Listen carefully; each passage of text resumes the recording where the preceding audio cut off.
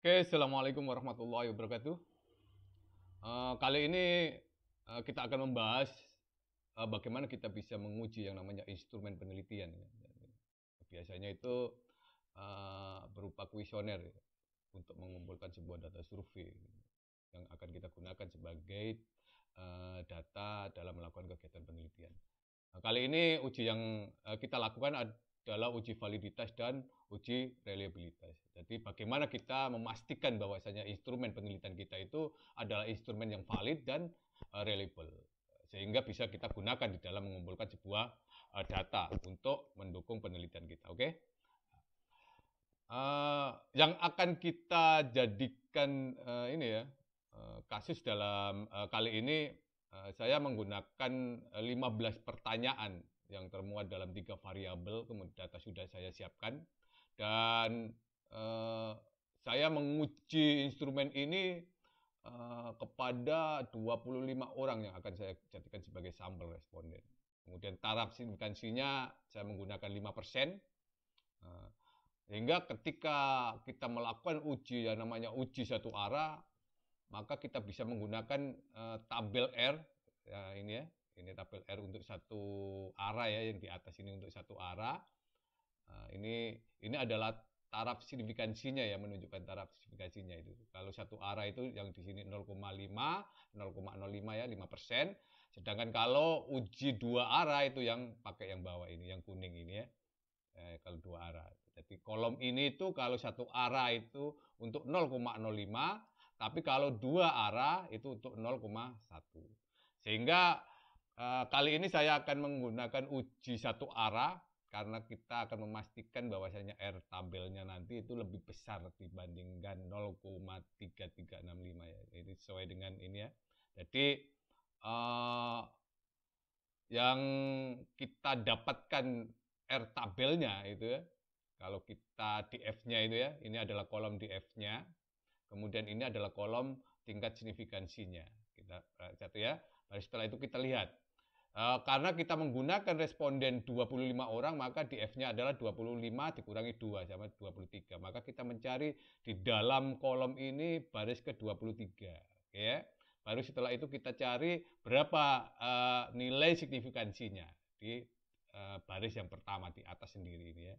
Oke, kita menggunakan uji satu arah atau uji dua arah. Silakan kalian gunakan dan tentukan sendiri nantinya ya. Nah, karena saya menggunakan 5% dan saya putuskan untuk melakukan uji satu arah, maka kita mendapatkan nilai R tabelnya itu adalah 0,3365. Jadi 23 sama 0,05 ya. Nah, jadi bagaimana kita bisa mengambil keputusan nanti? Keputusan itu diambil dengan membandingkan nilai R hitungnya. Apakah dia nanti lebih besar dari 0,3365 atau kurang dari 0,3365. Kalau R hitungnya itu kurang dari 0,3365 berarti pertanyaan tadi itu tidak valid. Maka harus dieliminasi atau kita ganti istilahnya. Pertanyaannya itu harus kita ganti. Karena apa? Karena pertanyaan tadi itu tidak valid. Tidak valid itu tidak bisa kita gunakan untuk mengukur. Karena validitas itu adalah instrumen yang bisa kita gunakan untuk mengukur sesuai dengan fungsinya. Mirip dengan kalau penggaris misalkan ya. Penggaris itu valid apabila digunakan untuk mengukur tinggi atau panjang ya, panjang satu ya. Tidak boleh digunakan untuk mengukur berat. Nah, itu istilahnya valid. Sesuai dengan peruntukannya, tujuannya. Oke.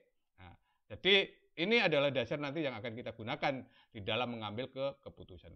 Oke, kita lanjutkan dengan bagaimana cara mencari R hitungnya. Kalau kita mempunyai 5 instrumen, kemudian data yang kita gunakan ada sampelnya adalah 25 orang, kemudian taraf signifikansinya adalah 5%. R tabelnya sudah kita dapatkan. Oke, kita ke SPSS-nya.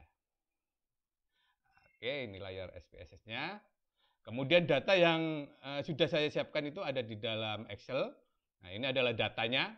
Dan yang perlu kita lakukan awal sebagai persiapan di dalam melakukan uji validitas dan reliabilitas itu adalah kalau kita melakukan uji validitas maka wajib kita cari totalnya, total untuk seluruh pertanyaan-pertanyaan. Ini adalah terdiri dari 11 pertanyaan ya.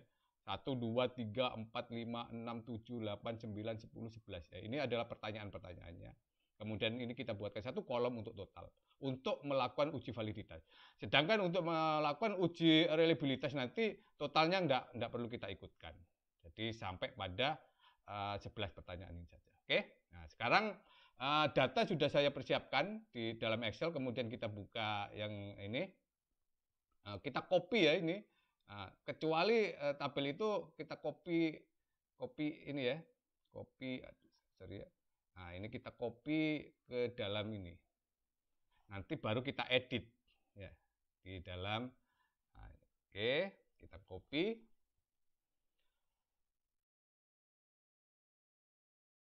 Nah, ini data sudah masuk. Oh, sorry ini enggak kebaca. Kita kembali lagi. Kolom ke ini tadi enggak kebaca. Oke, ini sudah semuanya. Maka kita bisa ini ya.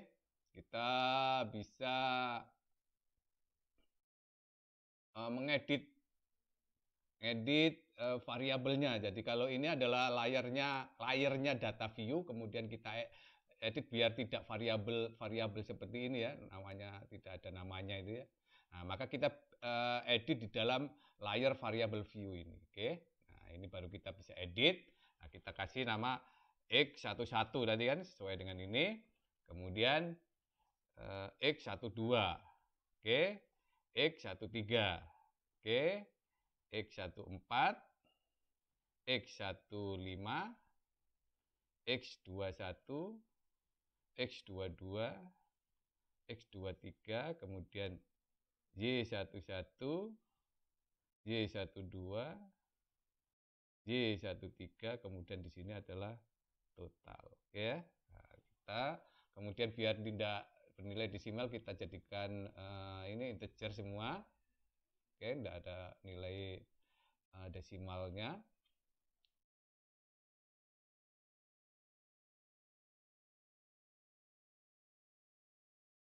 Kita nolkan semua ini biar bulat, integer istilahnya ya.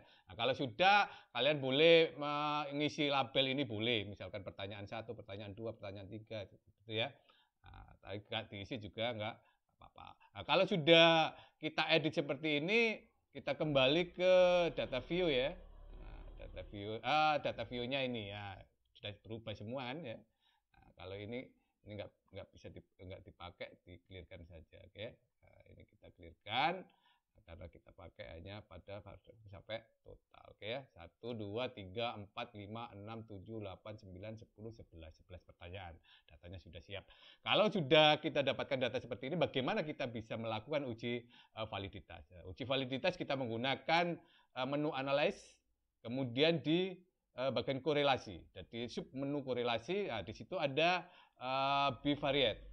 Nah, ini yang akan kita gunakan ya. Jadi pada analis, kemudian korelasi, kita pakai yang bivariate. Oke, kita klik. Nah, ini kita masukkan ke dalam variabel semuanya. Jadi kita masukkan ke kolom sini. Jadi ini tadi ini isinya ini semua kita masukkan ke dalam sini. Oke.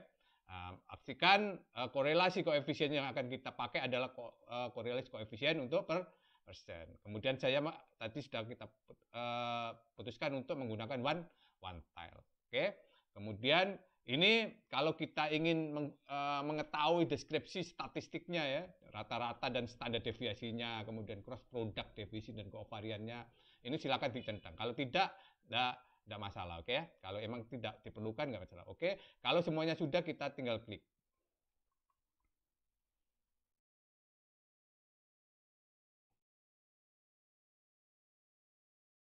Oke, kita bisa mengambil keputusan misalkan seperti itu. Apa yang harus kita lakukan dan apa yang harus kita baca di dalam luaran atau output yang dihasilkan oleh SPSS ini. Nah, kita sudah hitung tadi ya R tabelnya itu. R tabelnya itu kan 0,3365. Ya, mana yang harus kita bandingkan untuk mengetahui apakah pertanyaan-pertanyaan dari 11 tadi itu mana yang valid dan mana yang tidak. Nah, yang perlu kalian lihat itu adalah nilai persen korelasinya. Jadi setiap pertanyaan itu mempunyai nilai persen korelasi sendiri-sendiri. Nah, itu letaknya itu ada di paling atas ini ya. Nah, ini menunjukkan pertanyaan pertama. Ini nilai persen korelasinya. Ini pertanyaan kedua, ini nilai persen korelasinya. Oke ya. Nah, kita nilai yang akan kita bandingkan itu adalah ini. Ini menunjukkan 0,764. 0,830. Oke ya. Nah, ini kita bandingkan dengan R tabel tadi. R tabelnya adalah 0,33. Jika nilai persen korelasinya itu lebih besar dari 0,3365, maka pertanyaan itu adalah pertanyaan yang valid. Pertanyaan valid itu pertanyaan yang bisa kita gunakan untuk mengukur variabel X, istilahnya kan seperti itu ya. Nah, oke. Karena X1 itu menunjukkan variabel X1. Lihat ya, bisa digunakan untuk mengukur variabel X1. Oke ya. Nah, ini lebih besar dari 0,3365. Maka pertanyaan pertama bisa kita simpulkan sebagai pertanyaan yang valid. Kemudian ini juga valid. Pertanyaan ketiga 0,5 valid. Ini juga valid. Oke ya. Nah, kemudian yang pertanyaan untuk variabel kedua, pertanyaan pertama variabel kedua itu nilainya adalah 0,184. Itu berarti lebih kecil dibandingkan dengan 0,3365. Nah, kalau kita mendapatkan nilai persen korelasinya itu kurang dari 0,3365, maka pertanyaan ini adalah pertanyaan yang tidak valid. Kalau pertanyaannya itu pertanyaan yang tidak valid, berarti tidak bisa kita gunakan untuk mengukur variabel 2. Nah, bagaimana cara menyikapinya? Ya harus kita eliminasi pertanyaannya atau kita ganti pertanyaannya. Kalau kita mengambil keputusan untuk mengganti pertanyaan, berarti kita harus mencari data lagi. Kemudian kita uji lagi. Atau kita eliminasi variabel pertanyaan 21 ini. Karena apa? Karena dia tidak valid. Oke ya. Kemudian X22 juga di bawah 0,3365. Begitu juga dengan X23. Istilahkan seperti itu. Oh, berarti ini tidak valid semua, Pak.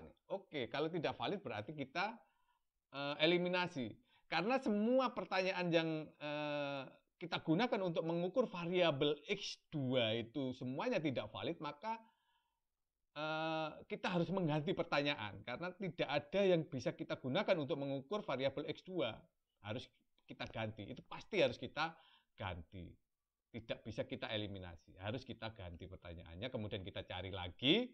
Nah, itu baru kita gunakan untuk mencari data, kita uji lagi apakah pertanyaan tadi itu valid atau tidak. Jadi kita uji lagi sampai nilai korelasi persennya itu di atas 0,3365. Oke ya. Nah, kemudian ini di atas 0,3365, ini juga di atas. Tapi ada beberapa yang harus kita eliminasi atau kita membuat pertanyaan baru untuk mencari ini data lagi, istilahnya kan begitu ya.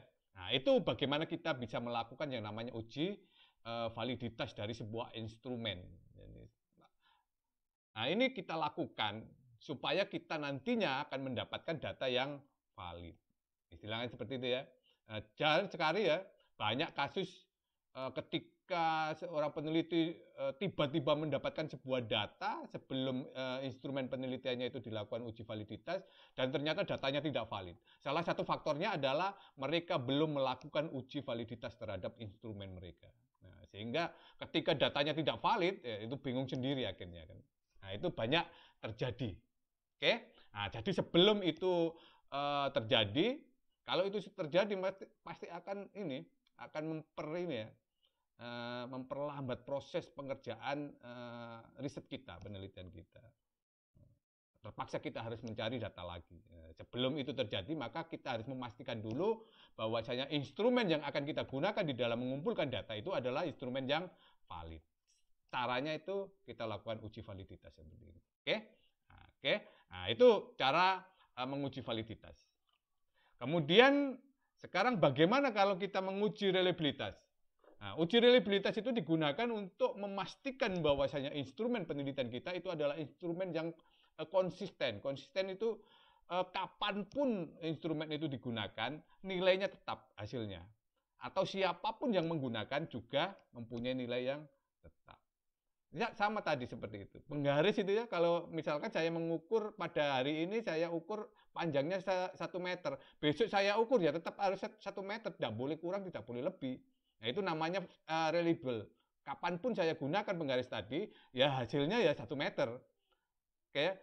Dan kalau dipakai siapapun saya mengukurnya hasilnya 1 meter. Kemudian orang lain mengukur lagi hasilnya 1 meter. Nah, itu dikatakan sebagai alat ukur yang reliable. Siapapun yang memakai hasilnya juga tetap. Itu istilahnya itu konsisten, reliabilitas. Oke. Nah, sekarang bagaimana cara menguji validitas reliabilitas dari sebuah instrumen yang akan kita gunakan untuk mendapatkan data penelitiannya. Oke, dengan data tadi ya kita data ini. Nah, yang akan kita gunakan itu adalah tetap menu analyze, kemudian skala. Ya, dari sub menunya adalah skala, kemudian di situ ada reliability analysis. Oke, di sini ada reliability analysis, kita klik. Nah, ini yang akan kita masukkan, semua variabel kita masukkan kecuali total. Oke. Semua variabel kita masukkan kecuali total. Kita masukkan ke dalam item sini. Ujinya adalah uji model alpha. Karena di sini ada pilihan ya. Kita akan mengujikan uji alpha. Jadi nanti yang akan kita dapatkan adalah Cronbach ya. Nilai Cronbach alfanya.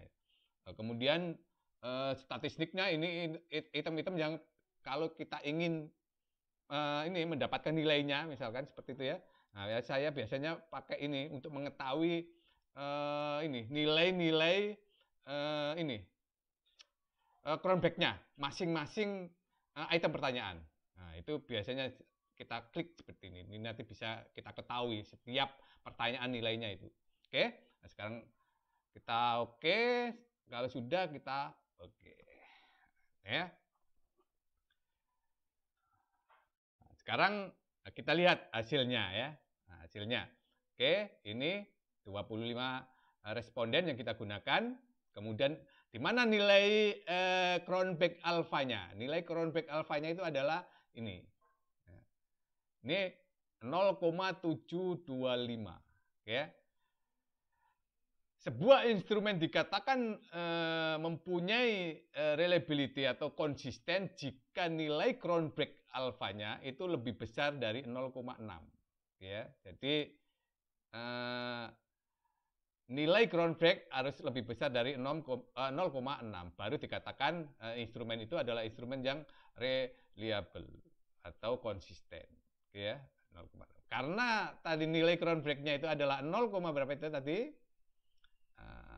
0,725 ya 0,725 maka 0,725 itu kita bandingkan dengan 0, ini kan istilahnya kan seperti ini ya.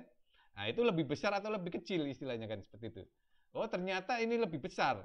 Nah, kalau lebih besar berarti instrumen yang akan kita pakai adalah instrumen yang reliable. Reliable ya, reliable atau konsisten. Nah, sekarang kita lihat per pertanyaannya. Nilai Cronbach per pertanyaannya. Itu bisa dilihat di mana? Tadi yang kita sudah ini. Nah, ini dilihat. Untuk mengetahui nilai-nilai reliabilitas dari setiap pertanyaan itu kita bisa lihat di item total statistik ya. Jadi ini adalah hasil dari Cronbach alpha untuk setiap pertanyaan. Apakah pertanyaan-pertanyaan itu pertanyaan yang reliable atau tidak? Itu bisa kita lihat di dalam tabel ini ya. Nah, ini kita lihat kalau nilainya lebih besar dibandingkan 0,6 maka setiap pertanyaan ini dikatakan sebagai pertanyaan-pertanyaan yang reliable atau konsisten ya. Nah, kalau lihat itu kan semuanya ada di atasnya 0,6 berarti seluruh pertanyaan adalah pertanyaan yang reliable atau konsisten. Nah, itu bagaimana kita membuat sebuah keputusan dengan menggunakan dasar perhitungan dari Cronbach alpha ya. Apakah itu secara keseluruhan atau masing-masing pertanyaan. Kita bisa menggunakan SPSS untuk menguji reliabilitas dari sebuah instrumen yang akan kita gunakan untuk mendapatkan data penelitian. Oke?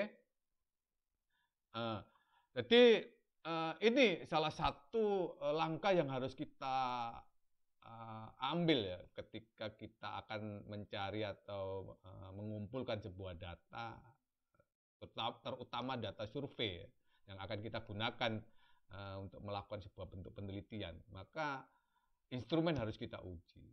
Kecuali kalau instrumennya itu kita mengambil rujukan dari hasil penelitian orang lain, maka tidak perlu kita melakukan uji validitas dan reliabilitas dari sebuah instrumen penelitian. Langkah ini digunakan supaya nanti tidak tidak istilahnya kalau orang Jawa itu mendolburi, istilahnya kan seperti itu ya. Ketika kita sudah mendapatkan data, ternyata data kita itu adalah data yang tidak valid istilahnya. Karena salah satunya faktornya adalah karena kita tidak melakukan uji instrumen. Instrumennya ternyata intinya itu ketika kita mau, data kita nggak valid, ambil data lagi, tetap aja nggak valid. Kenapa? Ya karena itu tadi. Ternyata pokok kesalahannya itu bukan pada proses pengambilan data, tapi pada alat pengumpulan datanya, instrumen penelitiannya yang tidak valid ternyata seperti itu. Kapanpun kalau dipakai berapa kali pun kalian mau mengambil data, kalau instrumennya tidak valid ya data yang kita dapatkan juga tidak akan valid. Oke ya. Nah, itu yang bisa kita bahas pada kali ini. Terima kasih. Assalamualaikum warahmatullahi wabarakatuh.